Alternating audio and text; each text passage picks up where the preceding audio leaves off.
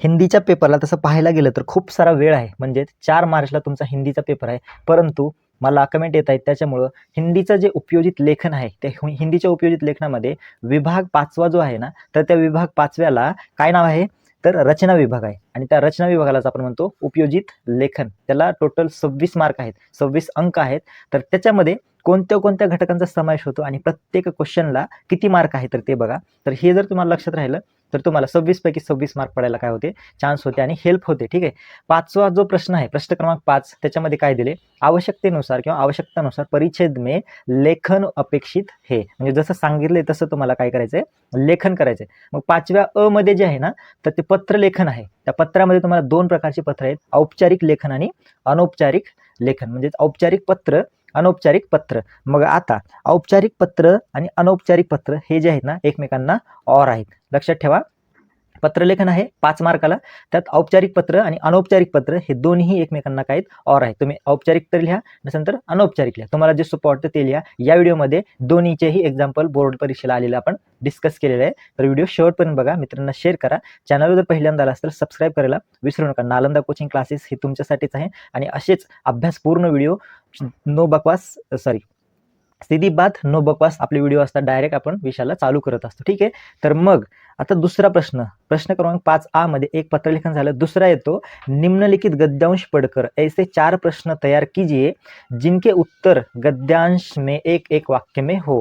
मग एक ह्याला किती, 4 मार्क आहेत. म्हणजे परीक्षेमध्ये तुम्हाला एक पॅसेज दिलेला जातो, एक 15 ते 20 ओळींचा पॅसेज असतो आणि त्या पॅसेजवरती तुम्हाला 4 असे प्रश्न तयार करायचे असतात की ज्याचे उत्तर त्या पॅसेजमध्ये असले पाहिजेत. ठीक आहे. म्हणजेच प्रश्न तयार करायचे आणि पॅसेजमध्ये उत्तरच नाही, असलं नाही चालत. त्याच्यामुळे तो पॅसेज नीट वाचायचा आणि त्या पॅसेजवरती 4 प्रश्न असे तयार करायचे की तुम्हाला त्याचं उत्तर त्या पॅसेजमध्ये भेटलं पाहिजे. ठीक आहे. मग प्रश्न क्रमांक 5A मध्ये वृत्तांत लेखन आहे. वृत्तांतला 5 मार्क आहेत आणि ह्या वृत्तांत लेखनला किती और कोणता घटक आहे, तर कहाणी लेखन हे जे आहे ना, वृत्तांत लेखनला और आहे. लक्षात ठेवा, वृत्तांत लेखन 5 मार्काला आहे आणि त्याला और कहाणी लेखन, या दोन्हीपैकी तुम्ही एक लिहा. मी म्हणतो वृत्तांत लेखन लिहा. त्यानंतर येतं विज्ञापन लेखन. विज्ञापनला सुद्धा 5 मार्क आहेत. विज्ञापन लेखन मराठीमध्ये जे जाहिरात लेखन आहे ना, ज्याला जाहिरात लेखन चांगलं जमते त्याला हे विज्ञापन लेखन सुद्धा चांगलं जमणार आहे, मला माहिती आहे. कारण ह्यालाच आपण इंग्लिशमध्ये ॲडव्हर्टाइजमेंट रायटिंग म्हणत असतो. ठीक आहे. हे झालं तुमचं प्रश्न क्रमांक 5A. आता येतं ई. त्याच्यामध्ये प्रश्न क्रमांक 5E मध्ये निबंध लेखन आहे. निबंध लेखन आहे, तर त्या निबंधाला किती मार्क आहेत, टोटल 7 मार्काचा तुम्हाला निबंध आहे. मग 7 मार्क पैकी तुम्हाला 7 पैकी 7 कसे पडतील, तर त्याच्यासाठी तुम्हाला काय करावं लागतं, तर तुम्हाला चांगले चांगले टॉपिक काय पाहिजे, माहिती पाहिजे. उदाहरणार्थ किसान की आत्मकथा, भारत का चंद्रयान 3. म्हणजे बघा टॉपिक कसे येतात, किसान की आत्मकथा, किंवा त्याच्यानंतर येतं तुम्हाला भारत का चंद्रयान मिशन, त्याच्यानंतर येतं तुम्हाला चांदनी रात की सैर. अशा पद्धतीचे निबंधामध्ये टॉपिक येतात. ठीक आहे. पर्यावरणाच्या रिलेटेड असेल किंवा तुमचं प्रदूषणाच्या रिलेटेड असेल, अशा प्रकारचे टॉपिक्स या निबंध लेखनामध्ये येतात. 7 मार्काला असं आहे. या एकूण 26 मार्क आहेत आणि 26 मार्कांचं डिस्ट्रीब्युशन असं झालं. पत्र आहे, तुम्हाला पॅसेजवर प्रश्न तयार करायचे आहेत, त्याच्यानंतर वृत्तांत लेखन आहे आणि निबंध लेखन आहे. ठीक आहे.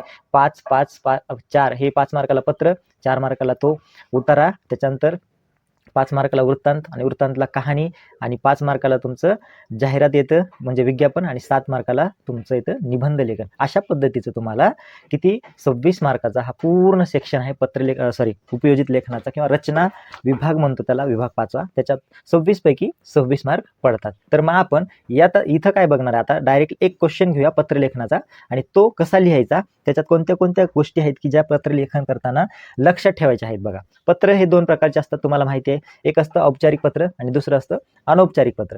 औपचारिकला इंग्लिशमध्ये फॉर्मल म्हणतो आणि इंग्लिशमध्ये इनफॉर्मल म्हणतो. ठीक आहे. औपचारिक पत्र कोणाला लिहितो आपण, व्यवस्थापक असतील, प्रधानाचार्य असतील किंवा प्राचार्य असतील, हेडमास्टर असतील, यांसारख्या किंवा सरकारी अधिकारी असेल, म्हणजे अधिकारी लेवलवरती किंवा अधिकारिक लेवलवरती ज्यावेळेस आपण एखादा पत्र लिहितो त्या पत्राला आपण औपचारिक पत्र म्हणतो. त्याच्यात तुम्हाला विषय लिहावाच लागतो. या प्रकारचे जे प्रश्न आहेत किंवा औपचारिक जे पत्र आहे त्याच्यात विषय मस्ट आहे, तुम्हाला तो लिहावाच लागतो. ठीक आहे. आणि येतं तुमचं अनौपचारिक पत्र म्हणजेच इनफॉर्मल लेटर. ह्याच्यामध्ये तुम्ही मित्रांना, रिश्तेदार म्हणजे नातेवाईकांना किंवा परिवार के सदस्य म्हणजे परिवारातल्या एखाद्या सदस्याला काय करता तुम्ही पत्र लिहित असता, त्याचा अनौपचारिक पत्रामध्ये समावेश होतो. याच्यामध्ये विषय हा लिहायची गरज नाही, म्हणजे विषयाची याच्यात गरज नाही. फक्त काय होतं तर तुम्ही तुमची भाषा जी आहे ना रोजच्या जीवनातली तुम्ही त्या ठिकाणी वापरू शकता. मग आता ह्याचं प्रारूप काय? प्रारूप म्हणजे फॉर्मॅट दोन्हीच आहे. त्यात तुम्हाला डाव्या साईडला काय दिनांक लिहायचा आहे, डाव्या साईडला वरच्या बाजूला, ठीक आहे. त्यानंतर प्रेषक, ज्याला तुम्ही पत्र पाठवताय त्याचं नाव, त्याचा पत्ता उजव्या बाजूला डाव्या साईडला वरच्या बाजूला. संबोधन म्हणजे सल्युटेशन, महोदय, आदरणीय व्यक्ती असेल ते काय असेल. मुख्य भाग म्हणजे परिच्छेद 3 अनुच्छेद 2 म्हणजे 3-4 लाईनमध्ये एक पॅराग्राफ किंवा तुम्हाला 3 पॅराग्राफ 2 ते 3 पॅराग्राफ करायचे असतात 3-4 लाईनीचे, ठीक आहे. जे प्रॉब्लेम आहे तो स्पष्ट करण्यासाठी. आणि शेवटी येतं समापन, धन्यवाद के साथ. शेवटी काय करायचं, धन्यवाद के साथ तुम्हाला समापन करायचं आहे. मग ॲक्च्युअलमध्ये बोर्ड परीक्षेला एक प्रश्न आलेला आहे आणि तो प्रश्न बघा, तर पत्रलेखन निम्नलिखित जानकारी के आधार पर पत्रलेखन कीजिए. जानकारी काय, तर प्रश्नामधली माहिती बघा. कोपरी रहिवासी संघ A11 कोपरी विलास भवन ठाणे पश्चिम से मंडल आयुक्त जोन 3 महानगर पालिका कोपरी ठाणे पश्चिम को क्षेत्र में फैली गंदगी के संबंध में शिकायत पत्र लिखिए. आता हे शिकायत पत्र आहे. शिकायत पत्र आहे म्हणजे हे कोणतं, औपचारिक पत्र आहे. तुम्हाला लगेच कळलं पाहिजे औपचारिक आणि अनौपचारिक. आणि ह्या औपचारिकला और म्हणजेच किंवा किंवा अथवा आहे. तर औरंगाबाद में रहने वाला किंवा रहने वाली सोहम शर्मा और सीमा शर्मा, तुम्ही मुलगा असेल तर सोहम शर्मा लिहा, मुलगी असेल तर सीमा शर्मा लिहा. अपने मित्र किंवा सहेली मोहन मोहिनी पांडे को व्यायाम का महत्व समझाते हुए पत्र लिखती है. आता हे व्यायाम का महत्व तुम्ही मित्राला लिहिताय म्हणजे कोणतं पत्र आहे, अनौपचारिक पत्र आहे. मग तुम्ही औपचारिक लिहा किंवा अनौपचारिक लिहा. मी इथं तुम्हाला दोन्हीही दिलेले आहे, कोणतंही लिहा तुमच्या मनावर, ठीक आहे. मग पहिल्यांदा आपण औपचारिक पत्र बघूयात. औपचारिक पत्रामध्ये बघा हे फॉर्मॅट आहे. हा फॉर्मॅट नीट लक्षात ठेवा. प्रेक्षक, इथं तुम्हाला ज्याला पत्र पाठवायचं आहे त्याचं नाव असेल किंवा त्याचा पत्ता असेल या ठिकाणी आला पाहिजे. बघा, कोपरी रहिवासी संघ A111 कोपरी विलास भवन ठाणे पश्चिम, हे त्यांचं कोड आहे, पिनकोड. त्यानंतर एक लाईन सोडा आणि दिनांक लिहा. जो दिनांक आहे 13 फेब्रुवारी 2026 टाकलेले आहे इथं मी. त्याच्या खाली एक लाईन सोडून प्रति आहे ना, तुम्हाला ज्याला पत्र पाठवायचे आहे ते बघा, प्रति मंडल आयुक्त झोन 3 महानगरपालिका कोपरी ठाणे. आता हे झालं, एक लाईन सोडायची अजून. त्यानंतर विषय काय, तर क्षेत्र में फैली गंदगी के संबंध में शिकायत पत्र लिखना है. म्हणजे हा तुमचा झाला विषय. बघा, याला अर्धा 1 मार्क असतो, याला अर्धा मार्क, याला अर्धा मार्क, त्याच्यानंतर ह्या विषयाला सुद्धा अर्धा मार्क असतो. असं तुम्हाला स्टेप बाय स्टेप काही त्या पत्रामध्ये मार्क आहेत.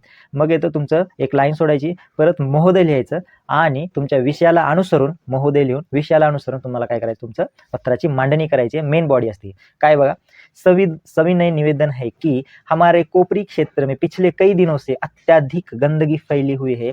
सड़कों के किनारे कचरे के ढेर लगे हैं, नदियां जाम है तथा समय पर सफाई नहीं हो रही है. इससे गंदगी और दुर्गंध फैल रही है और मच्छरों की संख्या बढ़ गई. बच्चों तथा बुजुर्गों के स्वास्थ्य में इनका बहुत बुरा प्रभाव पड़ रहा है. हे तुम्हाला पहिला पॅराग्राफ त्याच्यात नमूद केला तुम्ही. दुसरा, कई बार सफाई कर्मचारियों को सूचना देने पर भी कोई ठोस कार्रवाई नहीं की गई है. यदि शीघ्र ही सफाई व्यवस्था नहीं की गई तो बीमारी फैलने की संभावना सबसे ज्यादा है.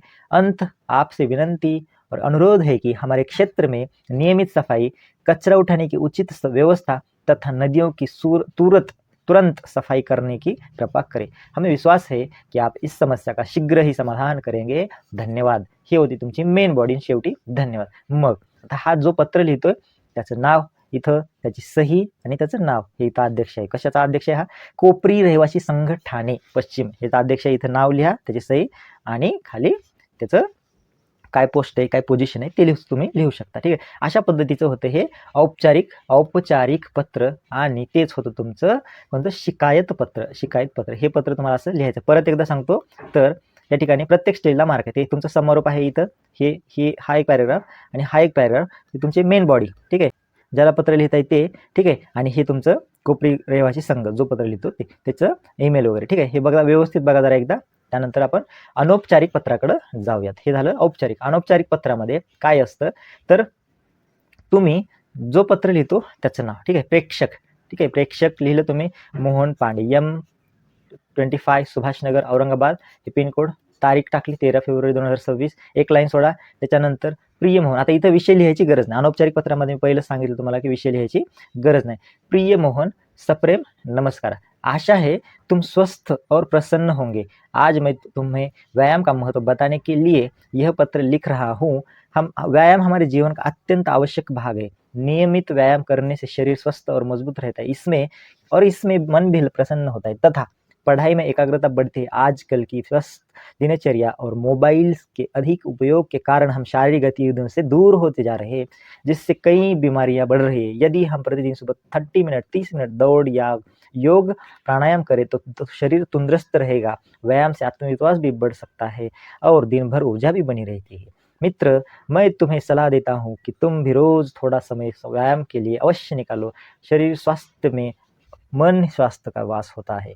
शुभ शुभ शेष शुभ तुम्हारे उत्तर की प्रतीक्षा रहेगी। तुम्हारा मित्र सोहम शर्मा. अशा पद्धतीने तुम्हाला हे औपचारिक पत्र होतं. औपचारिक पत्रक सोपं आहे एकदम. अनौपचारिकला थोडं जास्त लिहावं लागतं आणि जास्त मार्क पडतात. तिथं विषय आहे इथं विषय नाही, एवढाच फरक आहे. बाकी प्रॉब्लेम बाकी फॉर्मॅट सगळा सेम आहे. ठीक आहे. व्हिडिओ शेवटपर्यंत बघितला त्याबद्दल तुमचे धन्यवाद. आवडला असेल तर लाईक करा, मित्रांना शेअर करा. नालंदा कोचिंग क्लासेस या चॅनलला सबस्क्राईब करायला विसरू नका. जर तुम्हाला अजून उपयोजित लेखनचे व्हिडिओ पाहिजे असतील तर सांगा. प्रत्येक टॉपिकवरती एक व्हिडिओ बनवतो. तोपर्यंत नालंदा कोचिंग क्लासेसला सबस्क्राईब करायला विसरू नका. भेटूयात अशाच अभ्यासपूर्ण नवीन व्हिडिओमध्ये. तोपर्यंत बाय बाय, टेक केअर, धन्यवाद.